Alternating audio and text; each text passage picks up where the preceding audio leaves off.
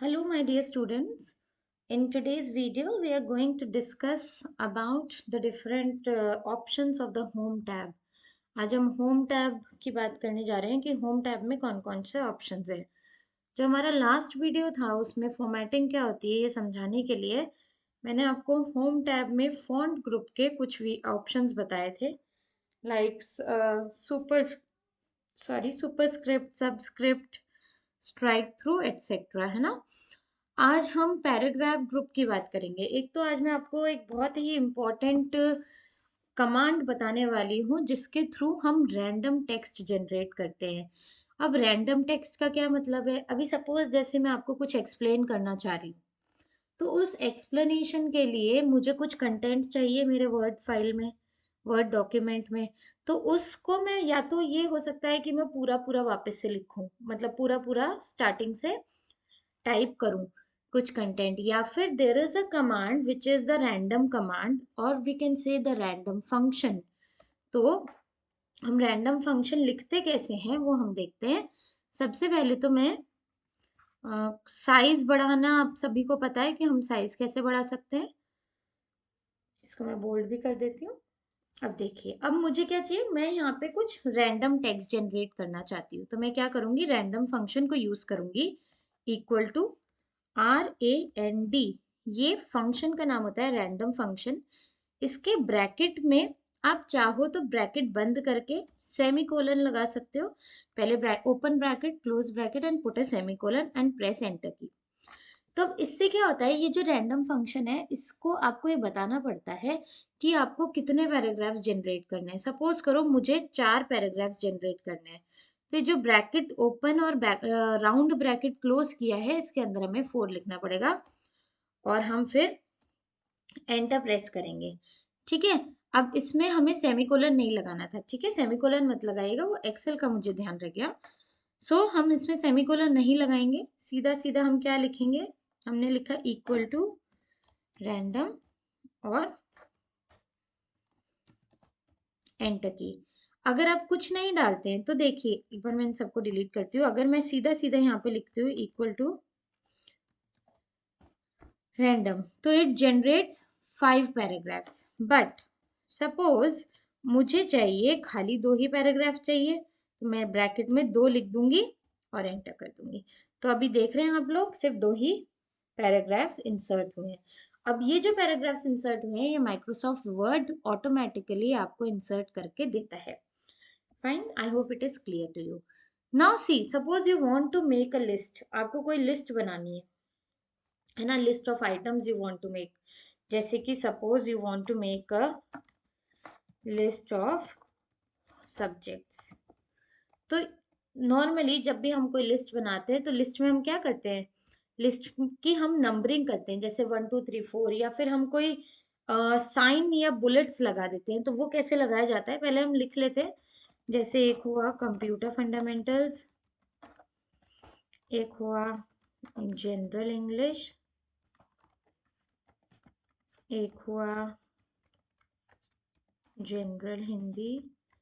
जैसे सपोज ये 3 है और एक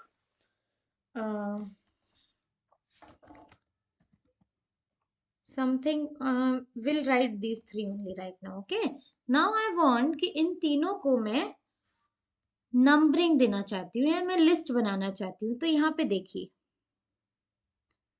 स्टार्टिंग से, जैसे सपोज आपका नंबर स्टाइल 1 है,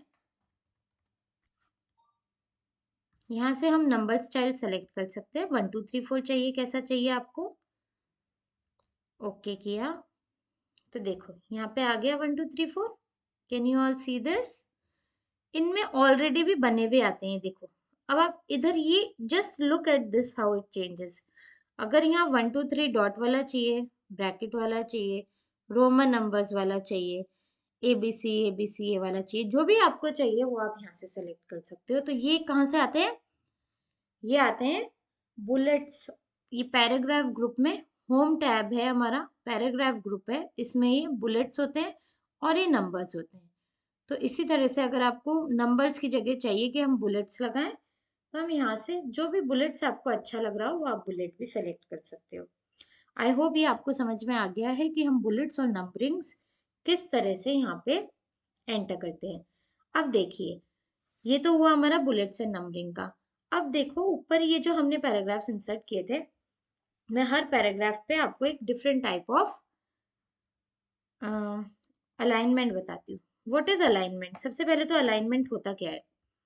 अलाइनमेंट का मतलब होता है, ये जो आपको ये दिख रहा है यहाँ पे मार्जिन होती है, ये इधर और ये इधर, ये जो एरिया बचा हुआ है हमारे पेज की बॉर्डर में और हम जो टेक्स्ट एंटर कर रहे हैं उसके बीच का जो गैप है, that is called the margin. तो मार्जिन आपके पेज की जो है वो मार्जिन पे टेक्स्ट सीधा आएगा या मतलब एक ही लाइन में सीधा सीधा सीधा सीधा मार्जिन का टेक्स्ट आएगा, या फिर जिगजैग आएगा जैसे कि आप यहाँ पे देख रहे हो, या फिर जो टेक्स्ट है वो सेंटर अलाइन होगा, मतलब सेंटर में ही आएगा, साइड्स में नहीं आएगा।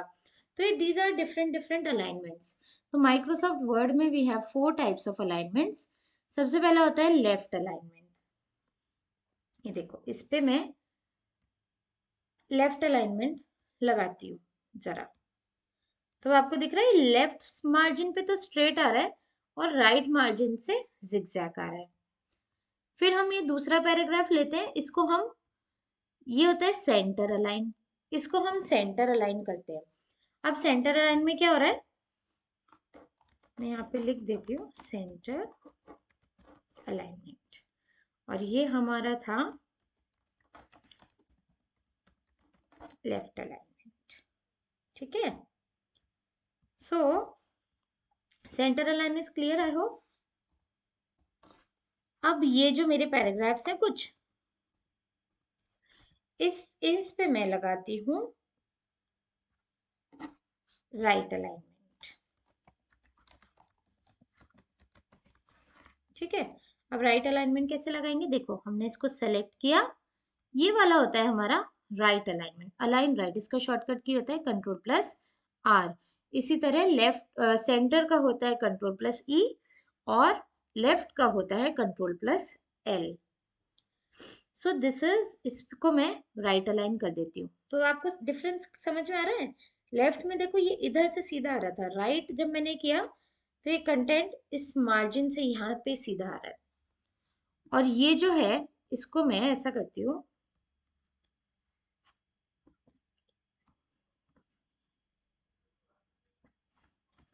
यहाँ पे थोड़ा सा टेक्स्ट और ऐड करती हूँ।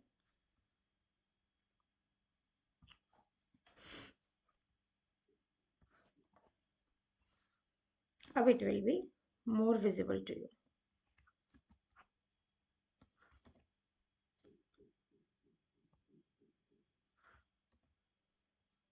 अब आपको विजिबल हो रहा है difference? So this was what, this is coming straight from the right margin, तो ये कौन सा हो गया हमारा राइट अलाइनमेंट कहलाएगा। अब मैं दूसरा जो बचा है हमारा वो होता है जस्टिफाइड। जस्टिफाइड अलाइनमेंट मतलब होता है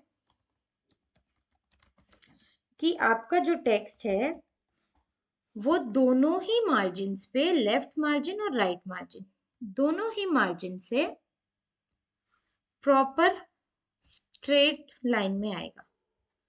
देखो ये दोनों ही मार्जिन पे क्या हो रहा है, स्ट्रेट लाइन से आ रहा है। सो इसको हम क्या बोलेंगे, इसको हम बोलेंगे justified alignment. I hope the different types of alignment is clear to you. ना सपोज मैं चाहती हूँ जो मैंने हेडिंग दी ना अलाइनमेंट की, इसका टेक्स्ट मैं बोल्ड कर दूं, इसका फॉन्ट मैं चेंज कर दूं, अल्जीरियन बना देते हैं suppose,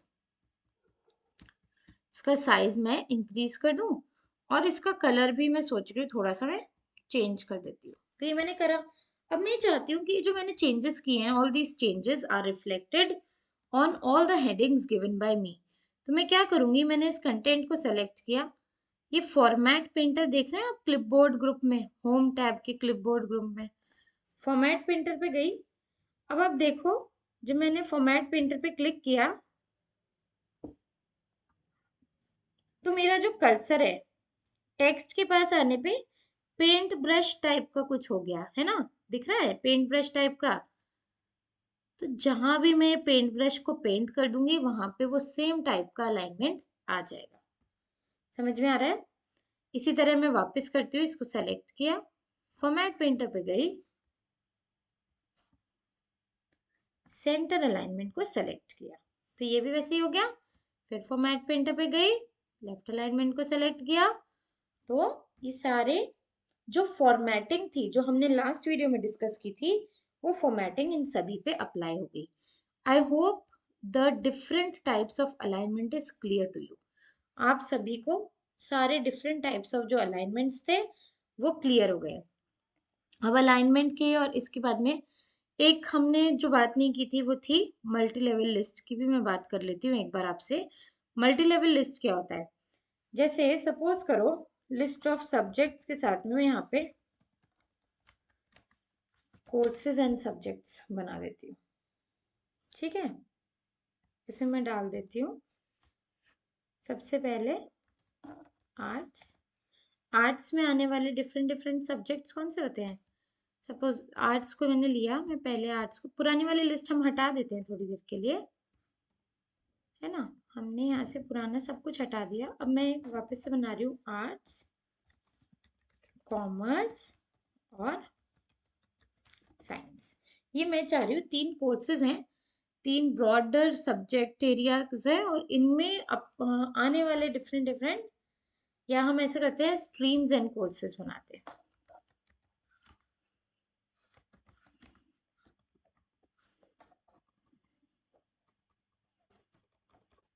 clear? Arts, commerce and science मैंने 3 ले लिए। अब मैं चाह रही हूँ ये आर्ट्स, कॉमर्स और साइंस जो है इनको तो मैं कर देती हूँ 1 2 3 4। ठीक है, मैंने कर दिया 1 2 3 कि उसमें। अब what I want is, I want कि जो आर्ट्स वाले हैं, इन आर्ट्स के अंदर मुझे क्या मिलना चाहिए? डिफरेंट डिफरेंट आर्ट्स के सब्जेक्ट्स, आर्ट्स के जो हम कोर्सेज चलाते हैं, जैसे बीए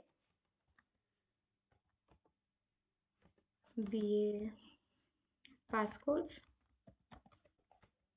फिर मैंने लिखा बीए इंग्लिश ऑनर्स, फिर मैंने लिखा बीए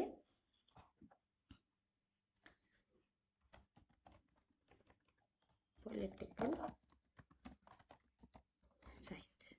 ठीक है, अब मैं चाह रही हूँ ये जो तीनों है ना, ये तीनों इट्स आर्ट्स के अंदर आते हैं। तो देखो हम क्या कर सकते हैं, हम अलग अलग तरह से कर सकते हैं।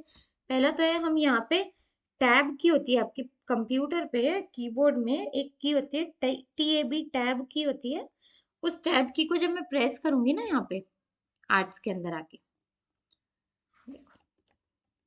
एंटर किया तो ये 1 2 3 4 में आएगा। फिर जब मैं टैब की प्रेस करूंगी तो ये ऑटोमेटिक मल्टी लेवल लिस्ट बन जाएगी। ऐसे देखो अपने आप होगा। आप इसको एक बार या तो बैक करो और इधर आओ। एक तरीका तो ये है। दूसरा ये है, जहां आपने कॉमर्स लिखा था एंटर करो, 3 आया, उसके बाद में टैब प्रेस करोगे तो वो इसके अंदर चल जाएगा अपने आप, है ना। एक तो ये है तरीका। दूसरा तरीका क्या है? दूसरा तरीका ये है, आप मैनुअली यहाँ पे कुछ भी टाइप करो। जैसे मैनुअली मैंने ए और डॉट टाइप किया तो वो मैनुअली इसके अंडर वाली कैटेगरी में आ गया। कॉमर्स में मैं दे देती हूँ बीकॉम। अब देखो एक बार आपने नंबरिंग स्टार्ट कर दी ना, अब मैं एंटर करूंगी तो ऑटोमेटिक आगे का आ जाएगा। जैसे मैं डालती हूँ MA म्यूजियोलॉजी, तो ये, और MA के अदर्स जितने भी, MA English, whatever you want to write you can write. अब मैंने बीकॉम लिखा, अब एंटर करते ही अपने आप आएगा। लेकिन अगर एक बार आपने स्टार्टिंग में नहीं लिखा ना, तो आपको सबको सेलेक्ट करके सेट करना पड़ेगा। बीकॉम हो गया, MCOM हो गया, etcetera. I hope it is clear कि हम किस तरह से मल्टी लेवल लिस्ट, इस लिस्ट को हम बोलते हैं मल्टी लेवल। मल्टी लेवल क्यों? क्योंकि ये तो हमारा एक लेवल हो गया, ये वाला 1 2 3 4 वाला देखो, ये जो 1, ये वाला 2 वाला, और ये थर्ड पॉइंट। तो ये तो हमारा फर्स्ट लेवल हो गया, और इसके अंदर मैंने डिफरेंट डिफरेंट डिफरेंट लेवल्स दे रखे हैं। I hope it is clear to you. तो ये मल्टी लेवल लिस्ट हम इस तरह से बनाते हैं। मल्टी लेवल लिस्ट आप थोड़ा एग्जाम में और वैसे भी आपके काम में आ सकता है, तो इसको आप थोड़ा सा ध्यान रखें कि मल्टी लेवल लिस्ट क्या होती है।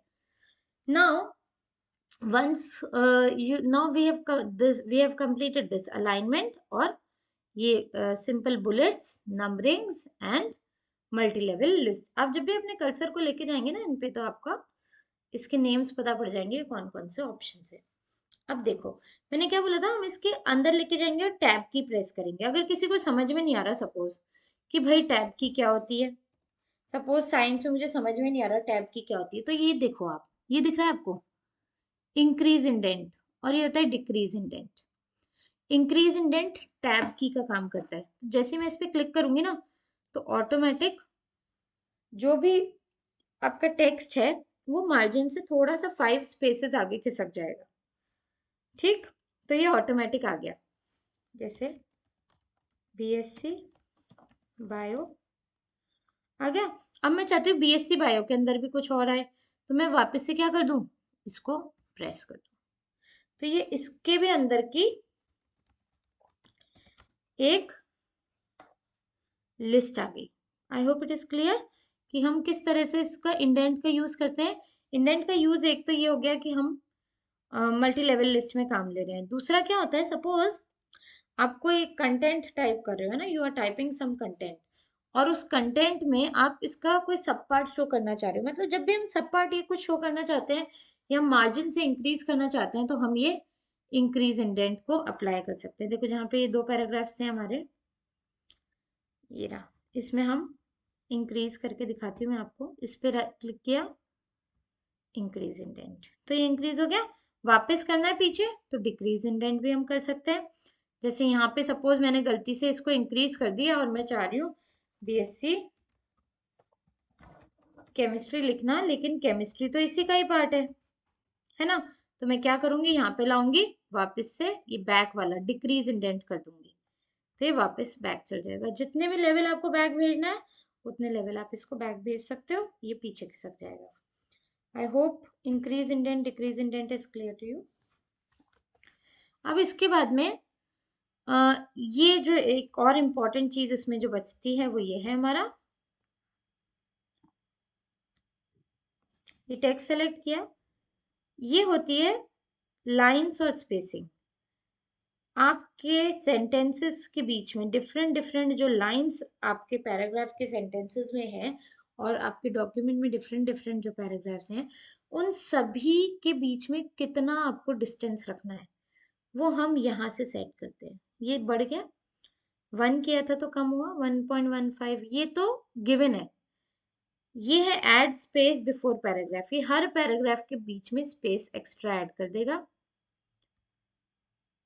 सपोज मैं इसको इतना कर लेती हूँ, है ना, और अब मैं चाह रही हूँ बिफोर वाली हटा दूं मैं स्पेस, तो मैंने यहाँ से हटाया।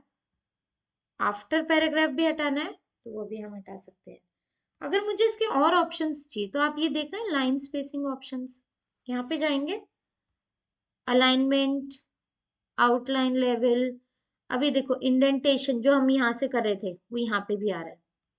अब स्पेसिंग देखो, स्पेसिंग अगर मैं इंक्रीज करती हूँ तो आप यहाँ पे देखिए इसका प्रीव्यू आ रहा है ना, आफ्टर की इंक्रीज करती हूँ तो वो भी आ रहा है। लाइन स्पेसिंग ऐड, इसको ओके किया, तब ये देखो इंक्रीज हो गया। So this is how we change the lines and spacing.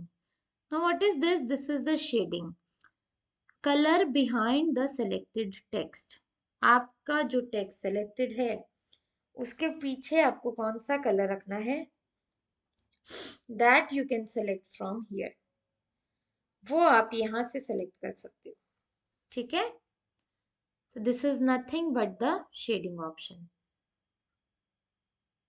अगर आपको अपने पैराग्राफ पे बॉर्डर अप्लाई करनी है तो वो हम यहाँ से कर सकते हैं। लेफ्ट चाहिए, टॉप चाहिए, कैसी बॉर्डर चाहिए आपको वो आप यहाँ पे शो कर सकते हो। व्यू ग्रिड लाइंस में, इसमें ग्रिड लाइंस आ जाती है अगर आपकी प्रॉपर टेबल बनी हुई है तो।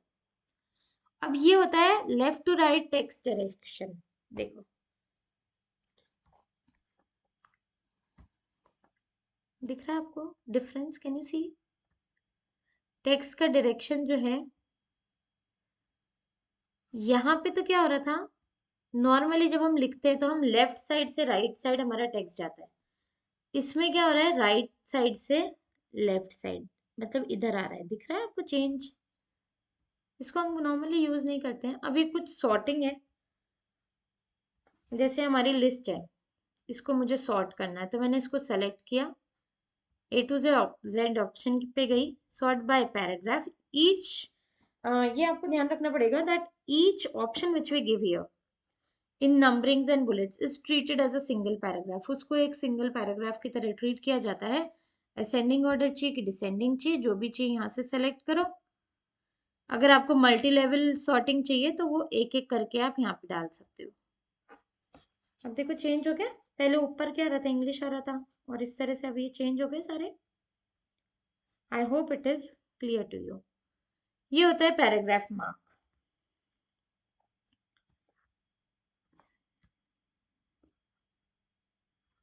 This is the show hide paragraph. जहां जहां आपका पैराग्राफ एंड हो रहा है वहां वहां पे साइन आएगा, दिख रहा है आपको? ये आपके पूरे डॉक्यूमेंट में आ रहा है, चाहे आपने थोड़ा सेलेक्ट किया है चाहे ज्यादा सेलेक्ट किया कंटेंट। वापस क्लिक कर दीजिए, ये चल जाएगा। So with this we come to an end with the paragraph group here. Paragraph group पे हम हमारा हो गया है, तो हम इस पे एंड करते हैं। One more option which I want to tell you is, अभी ये जो मेरा टेक्स्ट है, ये मेरा टेक्स्ट, इसको मैं थोड़ा साइज इंक्रीज कर देती हूँ। ये होता है clear formatting. It is to clear all the formatting. हमारा कंटेंट ऐसा था, इस पे मैंने फॉर्मेटिंग करके इसमें जो भी चेंजेस किए थे, अगर मैं उसको हटाना चाहती हूँ तो होम टैब के फॉन्ट ग्रुप में we get the clear formatting option. इस पे क्लिक करते ही हमारा हमने जो भी फॉर्मेटिंग अप्लाई की थी वो सब हट जाएगी, और ओरिजिनल जो टेक्स्ट आया था वो उसी तरह से हमें शो होगा। I hope you all must have liked the video, and please like it. And if you want some other videos, additional videos related to this topic, अगर आपको कोई टॉपिक समझ में नहीं आया हो आज के वीडियो में, so you can just comment on it and let me know. Okay? So thank you all for this.